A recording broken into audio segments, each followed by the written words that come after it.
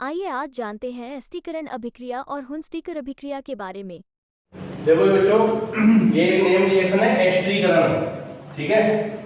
अब जैसे एस्टीकरण है, इसमें साफ साफ पता है आपको एस्टर बनना है। क्या बनेगा? एस्टर। एस्टर एक क्रियात्मक समूह होता है और एस्टर आपका क्रियात्मक समूह होता है COOR, सिंगल बॉन्ड COOR। ये जो बॉन्ड लगा है ना, इसकी जगह भी आप R लगा सकते हो या इसे बोल सकते हैं RCOOR। ये आपके किसी भी एस्टर का क्या है? सामान्य सूत्र, ठीक। अब एस्टरीकरण अभिक्रिया में क्या होता है, आपको एक तो लेना है एल्कोहल। क्या लेना है? एल्कोहल। और एक लेना है कार्बोक्सिलिक एसिड। क्या लेना है? Carboxylic acid. चलो जल्दी बताओ, एल्कोहल में क्रियात्मक समूह कौन सा होता है? OH होता है। अगर आपसे ये पूछा जाए एथिल एल्कोहल का सूत्र बताओ, एथिल एल्कोहल होता है C2H5OH। तो ये तो हमने एक एल्कोहल ले लिया और एक कार्बोक्सिलिक अम्ल। कार्बोक्सिलिक अम्ल का क्रियात्मक सूत्र बताओ क्या होता है? COOH। और अगर एसिटिक एसिड लेंगे तो क्या हो जाएगा? CH3COOH, ठीक है। अब यहां पर हम लिख रहे हैं H+। इस H+ का मतलब समझते हैं क्या होता है? अम्लीय माध्यम। इस H+ का मतलब है रिएक्शन आपने कौन से माध्यम में करानी है? अम्लीय। कोई शांत H2SO4 उपस्थित हो सकता है, इसमें शांत HNO3 कुछ भी हो सकता है। तो एस्टीकरण में क्या बोलना है कि एल्कोहल की रिएक्शन जब कार्बोक्सिलिक अम्ल से कराते हैं तो देखो यहां से तो ये निकलेगा H और ये निकलेगा OH। H और OH क्या हो गया? H2 हो गया। तो ये एक H2O का अणु निकल जाएगा, ठीक। जब H2O निकला, ये क्या बचा पहले तो ये बताओ? CH3CO और इधर क्या बचा? O C2H5, ठीक।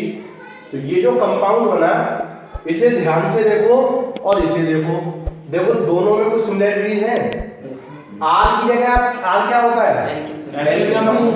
तो R की जगह पे क्या रख सकते हो?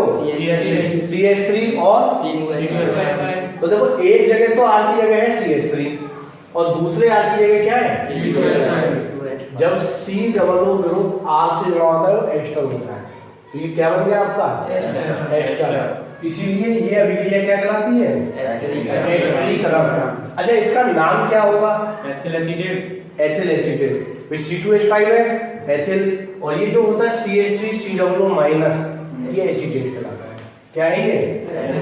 एथिल एसीटेट, ठीक है। अच्छा, ये रिएक्शन कई जगह पे पढ़ी जाती है और हर जगह इसी तरह से लिखी जाएगी। भाई कार्बोक्सिलिक अम्ल आपका ये भी है CH3COOH। अगर यहीं पर आ जाए कि ये रिएक्शन ऑक्सैलिक अम्ल के साथ कराओ, किसके साथ? ऑक्सैलिक अम्ल। तो ऑक्सैलिक अम्ल का सूत्र क्या होता है? COOH, single bond COOH।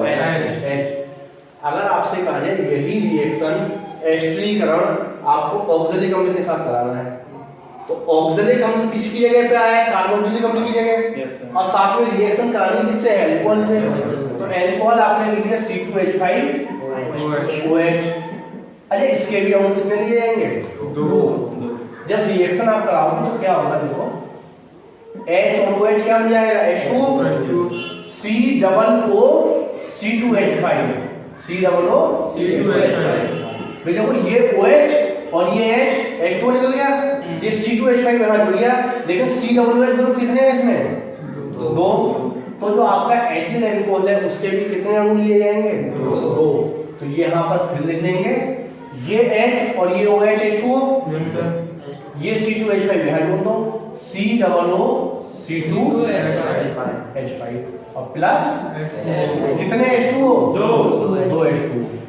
अच्छा, इसका नाम बताओ। जैसे ये तो एथिल एसीटेट हो गया, इसका नाम क्या होगा? मेथिल कहां से हो जाएगा भाई? है तो ये एथिल, एसीटेट नहीं है। एसीटेट होता है CH3COO-। ये है ऑक्सलेट। क्या है? ऑक्सलेट। ये कहलाएगा एथिल ऑक्सलेट, ठीक है। तो ये आपका एस्टरीकरण हो गया। एक बार फिर से समझेंगे क्या होता है एस्टरीकरण।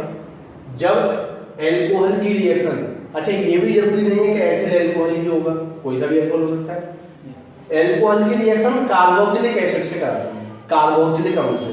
तो कार्बोक्सिलिक अम्ल भी जरूरी नहीं है कि यही होगा, कोई सा भी हो सकता है, ठीक है। जैसे यहाँ पर ऑक्सिलिक एसिड लिया है, तो जब अल्कोहल की रिएक्शन कार्बोक्सिलिक अम्ल से कराते हैं तो क्या बनता है, एस्टर बनता है। एथिल एसिड फिक्स नहीं है, वो तो जैसा आप ऑक्सिलिक एसिड ले लोगे या कार्बोक्सिलिक एसिड ले लोगे उसी के हिसाब से आपका बन जाएगा, ठीक। तो हमें जनरल बोलना है एस्टर बनता है, इसीलिए इस अभिक्रिया को क्या बोलते हैं, एस्टरीकरण अभिक्रिया, ठीक। एक नियम रिएक्शन और करते हैं आप, दूसरी नियम रिएक्शन है आपकी हुन्स-डिकर अभिक्रिया। कौन सी है, हुन्स-डिकर अभिक्रिया। ये भी देखो आपके कौन से वाले चैप्टर में, 12th लेवल में याद रहा है, भूल गए? यस सर, याद है। कौन से चैप्टर में है? ये है आपकी हेलो एल्केन वाले चैप्टर में। किसमें? हेलो एल्केन और हेलो एलिन वाले। अच्छा देखो इसमें क्या होता है, कार्बोक्सिलिक अम्ल लो, ठीक। तो कार्बोक्सिलिक अम्ल आपका क्या हो जाएगा, CH3COOH। देखो बहुत बार हमने कार्बोक्सिलिक एसिड के लवर बनाए हैं, कभी तो कैल्शियम लवर बना लेते हैं, कभी सोडियम लवर बना लेते हैं। इसमें बनाना है कार्बोक्सिलिक अम्ल का सिल्वर लवर। तो सिल्वर लवर बनाने के लिए क्या चेंज कर दे इसमें, H हटा के सिल्वर लवर, Ag। तो ये क्या हो गया, कार्बोक्सिलिक अम्ल का सिल्वर लवर। इसकी रिएक्शन आपको करानी है Br2 या Cl2। भाई ब्रोमीन के साथ करा दो या क्लोरीन के साथ करा दो, दोनों में से कोई सा भी ले लो, ठीक। और किसकी उपस्थिति में, CCl4 कार्बन टेट्रा क्लोराइड। जब इसकी उपस्थिति में रिएक्शन कराते हैं तो देखो बड़ा सिंपल सी चीजें निकलेंगी। एक Br तो एक Ag के साथ निकल जाएगा, क्या भैया, AgBr प्लस देखो एक Ag एक Br निकला तो एक Br बचा, और ये यहां से क्या निकली, कार्बन डाइऑक्साइड गैस। फिर देखो गर्म करेंगे तो ये CO2 सबसे पहले निकलेगी, क्योंकि गैस है, तो CO2 ये रिमूव हो गया यहाँ से। अच्छा तो यहाँ क्या बचा, CH3Br और Br। कौन से चैप्टर में रिएक्शन पड़ी थी, हेलो एल्केन या हेलो एल्केन। और ये जो CH3Br बना ये क्या है आपका, हेलो एल्केन। हेलो एल्केन है या नहीं है, हेलो क्यों बोल रहे हैं, क्योंकि ये हेलोजन, ब्रोमीन हेलोजन होती है, और एल्केन क्यों बोल रहे हैं, क्योंकि इससे एल्किल समूह जुड़ा है। तो ये रिएक्शन आपकी हेलो एल्केन बनाने की एक विधि है, ठीक। और एक बात समझ लो, 12th लेवल में जितनी भी रिएक्शन आपकी नेम रिएक्शन होती हैं, नेम रिएक्शन मतलब नाम से पूछी जाएंगी वो, कि एस्टरीकरण पे टिप्पणी लिखिए, हुन्स-डिकर अभिक्रिया क्या होती है समझाइए। इन अभिक्रियाओं में आपको सिर्फ रिएक्शन नहीं लिखनी है, इनमें रिएक्शन के साथ साथ थ्योरी भी लिखनी है, और बाकी के जितनी रिएक्शन आपकी हैं उनमें सब में आप अगर थ्योरी नहीं भी लिख रहे हैं काम चल जाएगा। जैसे अभी एल्डिहाइड वाला चैप्टर पढ़ाया था आपको, उसमें जो 25 रिएक्शन पड़ी थी एक साथ, उनमें थ्योरी की कहीं आवश्यकता ही नहीं है, लिखवाई भी नहीं है, तो वो सीधे ऐसे ही काम चल जाएगा, ठीक है।